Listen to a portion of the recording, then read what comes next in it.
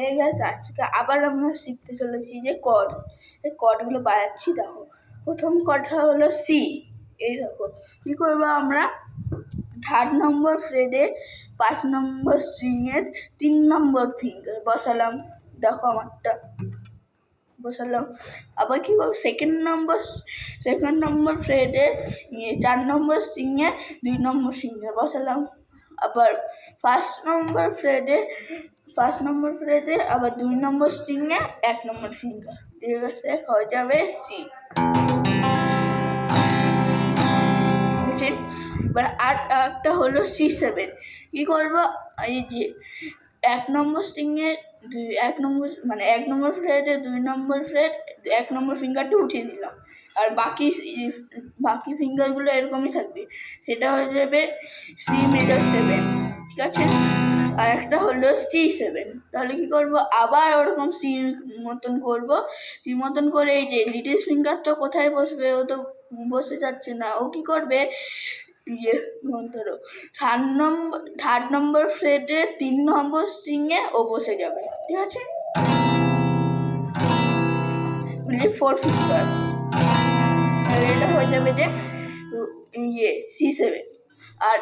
আর D কীভাবে বাজাবো, তাহলে হলো ডি কর্ডটা কী হবে, 2 নম্বর স্ট্রিংয়ে 3 নম্বর 2 নম্বর স্ট্রিংয়ে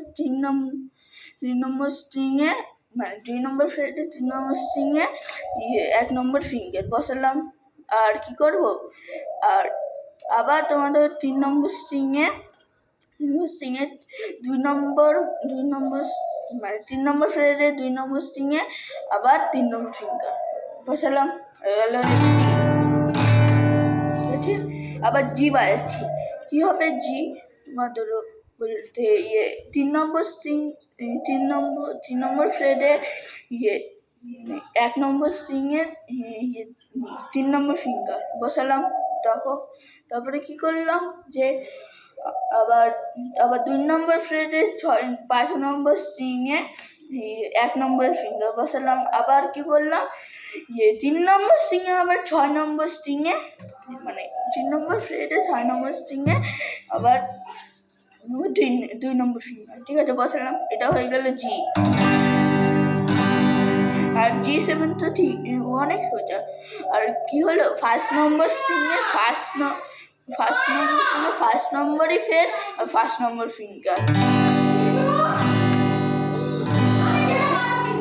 আজকের জন্য এটুকু, আবার পরে দেখাচ্ছে, বাই।